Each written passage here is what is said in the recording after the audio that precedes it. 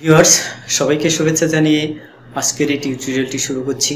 আশা করছি সবাই ভালো আছেন। আজকে আমরা ব্লগিং নিয়ে আলোচনা করব। সো ভিউয়ার্স, আপনি যদি আমাদের এই চ্যানেলে নিউকামার হয়ে থাকেন তাহলে আমাদের এই চ্যানেলটি সাবস্ক্রাইব করে বেল বাটনটি অন করে রাখুন। ভিউয়ার্স, আমাদের প্রথমে জানা দরকার ব্লগিং কি।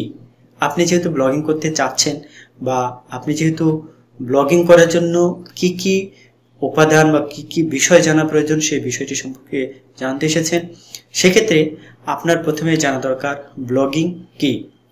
ব্লগিং হলো কোনো একটি বিষয়ের উপর আপনি রিসার্চ করে গবেষণা করে সুন্দরভাবে কোনো প্রবন্ধ বা নিবন্ধ সুন্দরভাবে সাজিয়ে গুছিয়ে দর্শকদের সামনে তুলে ধরা। এক কথায়, আপনি যদি কোনো বিষয় দর্শককে বা ভিজিটরকে জানাতে চান, তার লেখনীর মাধ্যমে ডিজিটাল প্ল্যাটফর্মে প্রকাশ করাটাই হচ্ছে ব্লগিং। ব্লগিংয়ের বিভিন্ন উপাদান থাকতে পারে, ইমেজ থাকতে পারে, লেখালেখি থাকতে পারে। এটার মাঝে বিভিন্ন ধরনের প্রয়োজনীয় যে কন্টেন্ট রিলেটেড যে উপাদানগুলো সেগুলো থাকতে পারে। সো আশা করছি ব্লগিং কি এই বিষয়টি বুঝে গেছেন। অনেকেই প্রশ্ন করে থাকেন যে আমি একজন ব্লগার হতে চাই, ব্লগার হতে হলে কি কি জানা আবশ্যক বা কি কি বিষয় নিয়ে আমি ব্লগিং করব, এই বিষয়গুলো আমাকে একটু ধারণা দেন। আমি বলবো যে ব্লগিং করার জন্য আপনি আমার যে নিচের কিছু প্রশ্ন আছে, এই প্রশ্নের উত্তর যদি আপনি সঠিকভাবে দেন বা দিতে পারেন তাহলে ধরে নেব যে আপনি ব্লগিং করতে পারবেন। প্রথমতই হচ্ছে আপনি কেন একজন ব্লগার হতে চান, এই বিষয়টি আপনার নিজেকেই আপনি প্রশ্ন করবেন। আর এই ব্লগিং করার উদ্দেশ্যটা কি, কেন আপনি ব্লগিং করবেন, আপনি কার জন্য ব্লগিং করবেন। এই ব্লগিং করে আপনি আর্নিং করতে যদি চান তাহলে আপনি মাসে কত টাকা আর্নিং করতে চান, আপনি যদি কোনো বিষয়ের উপর লিখতে চান সেই বিষয়ের উপর আপনার কতটুকু ধারণা আছে বা কতটুকু যোগ্যতা আছে, এই বিষয়গুলো নিয়ে আপনাকে বিস্তারিতভাবে জানতে হবে। কমপক্ষে 100 থেকে 500 কন্টেন্ট লেখার যোগ্যতা আপনাকে অর্জন করতে হবে। তাছাড়াও আপনি কাদের জন্য লিখতে চান, সপ্তাহে কয় ঘন্টা কাজ করতে চান এবং আপনি যে বিষয়ের উপর লিখতে চান সেই বিষয় নিয়ে বর্তমান ট্রেন্ড কি, বর্তমানে এই বিষয়ের চাহিদা কীরকম, এই বিষয় সম্পর্কে আপনাকে জানতে হবে। সর্বোপরি এই বিষয় ছাড়াও আপনার হাতে যদি প্রতিদিন কমপক্ষে 3 থেকে 5 ঘন্টা এক্সট্রা সময় থাকে ব্লগিং করার জন্য, তা এছাড়া ধৈর্য সহকারে কাজ করার মতো যদি এনার্জি থাকে তাহলে আপনি ব্লগিং শুরু করতেই পারেন। এখন কথা হলো যে আপনি যে প্রশ্নগুলো করেছি সেই প্রশ্নগুলোর সব উত্তর যদি হ্যাঁ বলে থাকেন এবং আপনি সবকিছু মেনেই যদি ব্লগিং করতে চান তাহলে চলুন আপনার আরও কি বিষয় জানা দরকার। হ্যাঁ, ব্লগিং করার জন্য আপনাকে একটি ওয়েবসাইট কিভাবে কাজ করে, একটি ওয়েবসাইট এর কন্টেন্ট কিভাবে অপটিমাইজ করতে হয়, এই বিষয়গুলোকে আপনাকে জানতে হবে। একটি ওয়েবসাইটের কমপক্ষে 2টি বিষয়, অন পেজ এবং অফ পেজ এসইওর যে বিষয়গুলো, এই বিষয়গুলো জানতে হবে।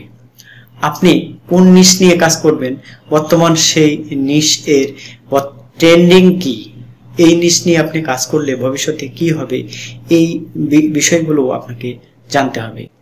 কিওয়ার্ড রিসার্চ একটি গুরুত্বপূর্ণ বিষয়, সেই বিষয়টি অবশ্যই আপনার নখদর্পণে থাকতে হবে। আপনি হয়তো মনে করছেন একটি যে কোনো ওয়েতে ব্লগিং শুরু করে দিই, হয়তো আমার একসময় সাকসেস আসবে। শিওর, আমি আপনাকে বলছি যে ইউ আর মোস্ট ওয়েলকাম, আপনি ব্লগিং শুরু করতে পারেন। কিন্তু এখানে নামসর্বস্ব কিছু কোম্পানি বা নামসর্বস্ব কিছু ব্যক্তির সহায়তা আশ্বাস পেয়েই আপনি ব্লগিং শুরু করবেন না। মাঝপথে হয়তো এই ব্লগিং থেকে ছিটকে পড়বেন, কারণ ব্লগিং হচ্ছে অনেক দীর্ঘ পরিকল্পনা করে আপনাকে এই ব্লগিংয়ে আসতে হবে। কারণ আজকে একটি গাছ যেমন রোপণ করলেই সাথে সাথে আপনাকে ফল দেবে না, ব্লগিং কিছুটা সেরকমই। একটি গাছ আস্তে আস্তে রোপণের পর তার পরিচর্যা করে পানি, ঔষধ সহ বিভিন্ন খাবার দিয়ে একটি গাছকে প্রায় 3 থেকে 4 বছর মানুষ করার পর, পরিচর্যা করার পর আপনি সেখান থেকে ফল আশা করতে পারবেন।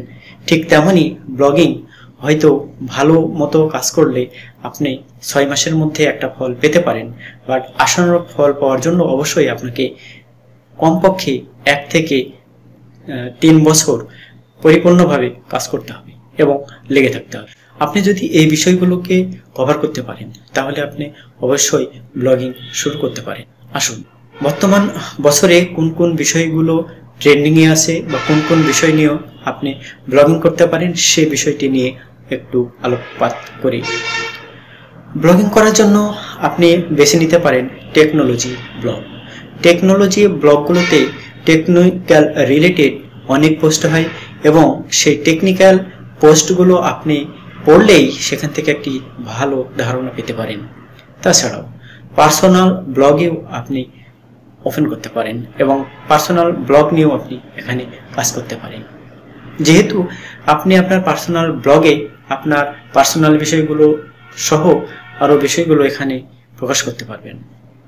আপনি যেহেতু লেখনের মাধ্যমে আপনার যে বিষয়গুলো সেই বিষয়গুলো ফুটিয়ে তোলার চেষ্টা করবেন, সেক্ষেত্রে এই বছরে ফ্যাশন ব্লগও হতে পারে আপনার জন্য খুব ভালো মানের ব্লগ, ভালো মানের নিউজ হতে পারে ইন্ডাস্ট্রিয়াল কোনো বিষয় নিয়ে আপনি কাজ করতে পারেন বর্তমান বছরে।